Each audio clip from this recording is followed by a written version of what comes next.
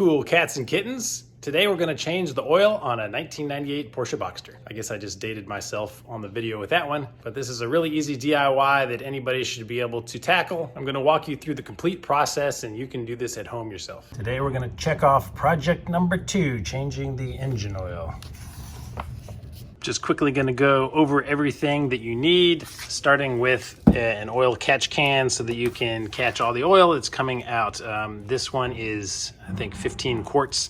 You're going to want one that can hold at least 10 quarts because a lot is going to come out. I got 10 quarts of oil. Everybody has said that it's 7 to 10 quarts that you put in, so we're going to see how much we actually need here. This is a little tool that's going to get the oil filter off for you, 74 millimeter. I got the filter directly from Porsche, and make sure you get a crush washer because it is not included with the filter. We need a 8 millimeter hex socket to get that off and a ratchet.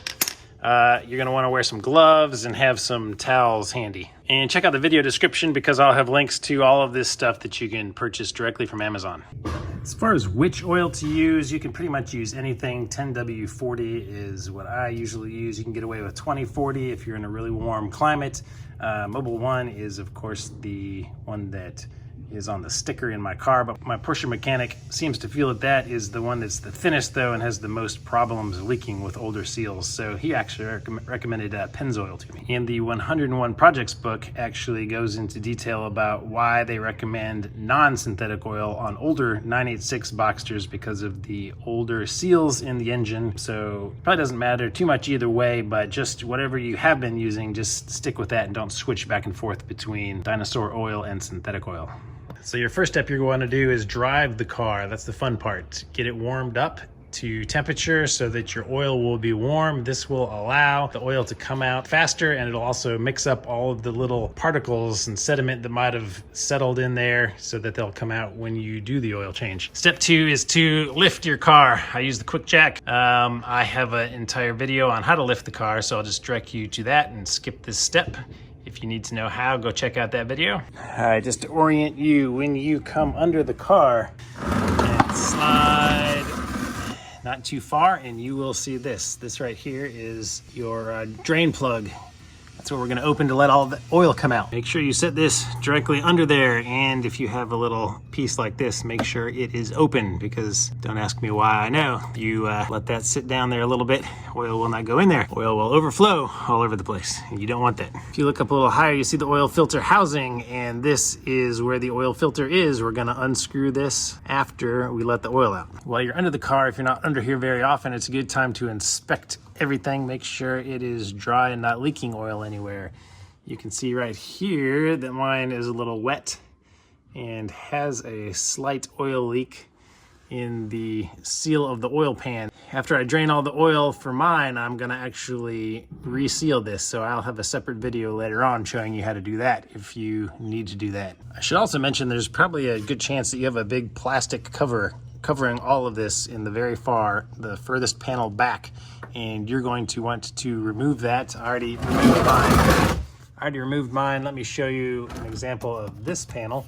It'll look something like this, and it just has a bunch of these little 10 millimeter plastic nuts. Just remove all those and the panel will come off easily. All right, I like to have some old rags nearby just in case this splashes around. Just take my 8 millimeter, and I got a glove on because it's gonna come out.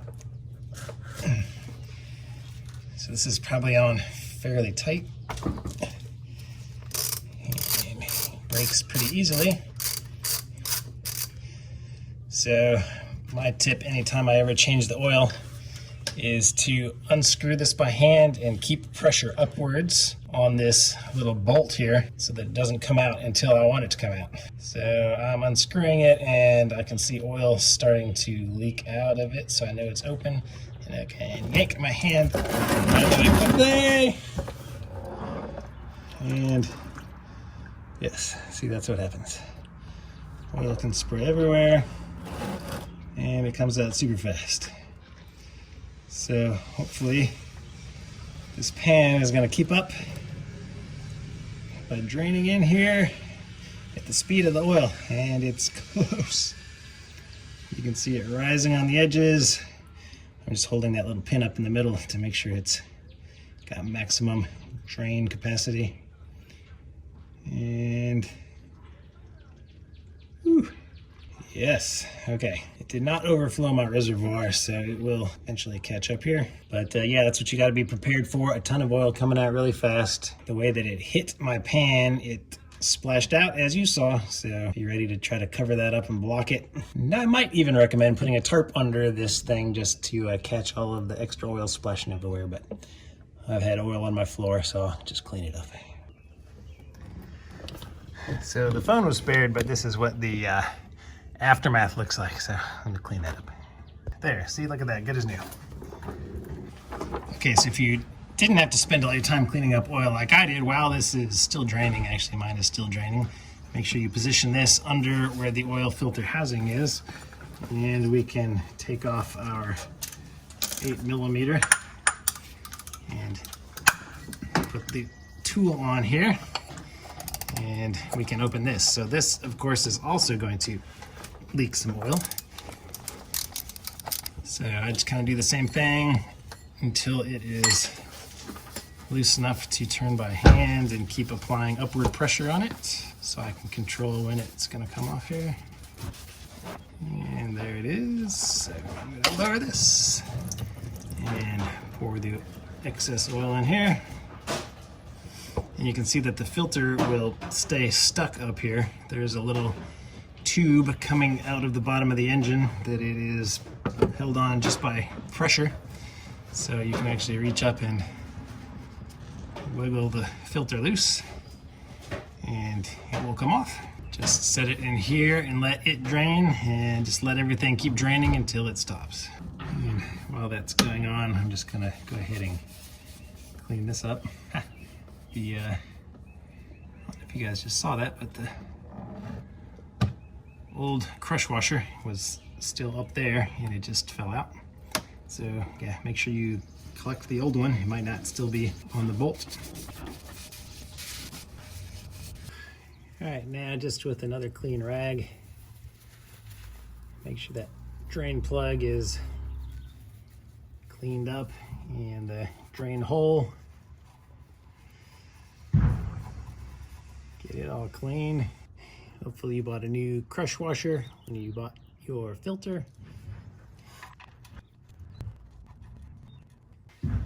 Now when you tighten your drain plug with the torque wrench, it is 50 Newton meters, or that's 37 foot-pounds.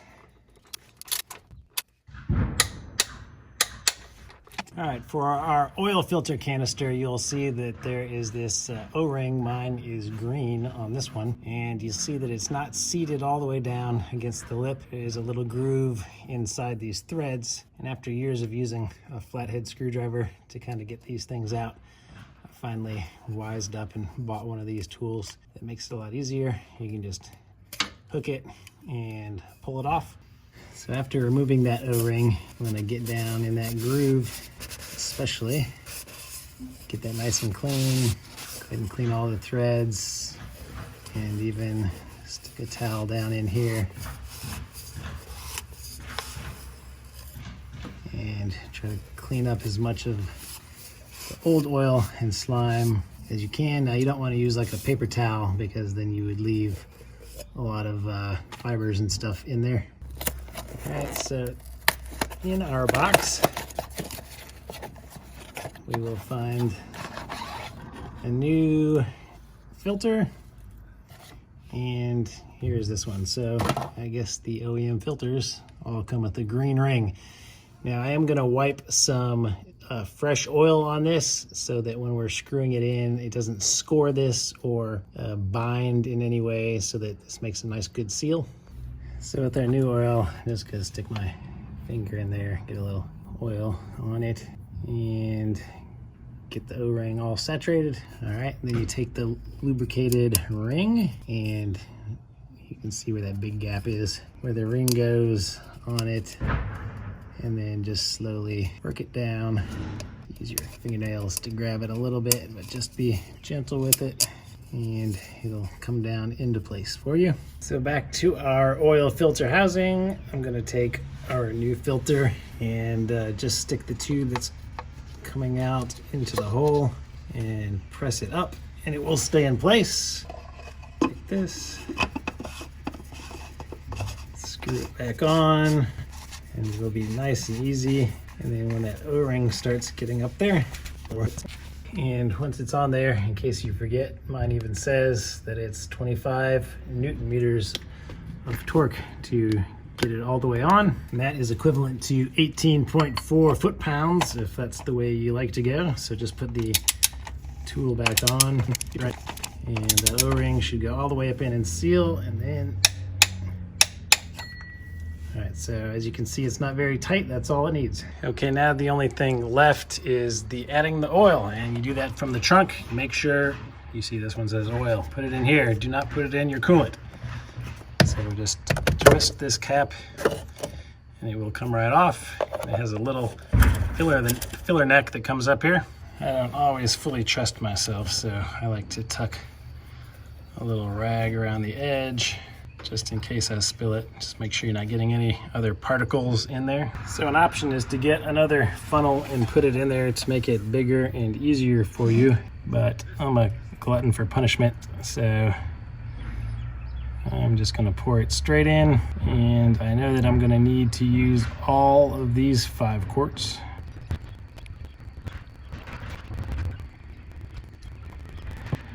All right, there's 5. All right, I have a base 2.5 liter engine, so people say that with the oil filter change, it should be about 8.5 liters. So that means each of these is 4.5 liters. So if I put in another 4 liters up to here, it should be good. So not all of this bottle is gonna go in. So I'm gonna actually put in 3 more liters and then measure with the dipstick to see how close we are, because it's better to underfill it first and add some than overfill and have to get some out. That's about 3 more. So behind here is our dipstick. Pull this all the way out and wipe it off.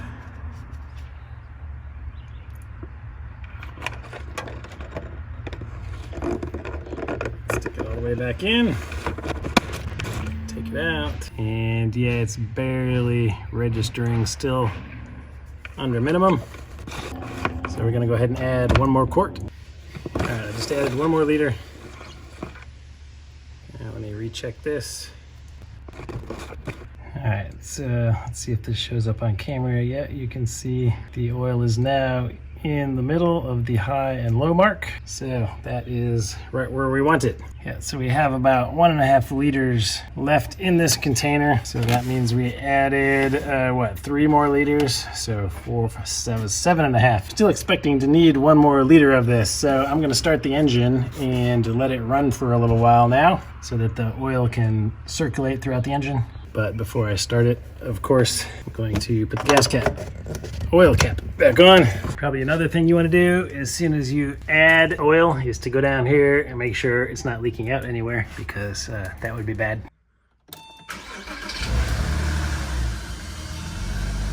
Okay, after letting it run, it is back down below minimum again, like I was expecting, so time to add some more. So if I turn it on now, we can wait. See, the engine's not running, so I'm gonna wait for our little oil gauge to read itself here electronically, and you can see the countdown. So I will fast forward for you, 1.5 minutes. All right, so this means that the oil is low. Okay, I just took it out for a spirited 5-10 minute drive or so. Now let's see what it says about the oil immediately. So I just immediately parked, turned the car off, and then turned it back on to have it check the oil level.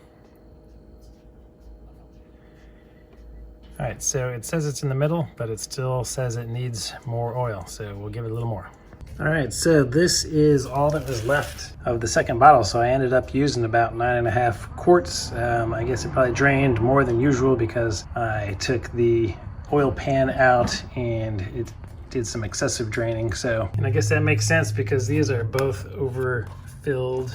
This is the oil that I'm disposing of, and this one was 1.25 gallons, and this container is 1 gallon, and they're both all the way filled to the top with the old oil. All right, now you know how to change your own oil, so get out there and do it. Hope this video was helpful. If it was, please give it a thumbs up and subscribe to the channel for more cool content coming later. Most maintenance items that you want to tackle are covered in the 101 Projects book for your Porsche Boxster. There's a link in the description below to purchase that from Amazon, as well as many of the other things you saw in this video, and a ton of maintenance items I have covered in my videos on the channel, so please subscribe, check them out, and there are more to come.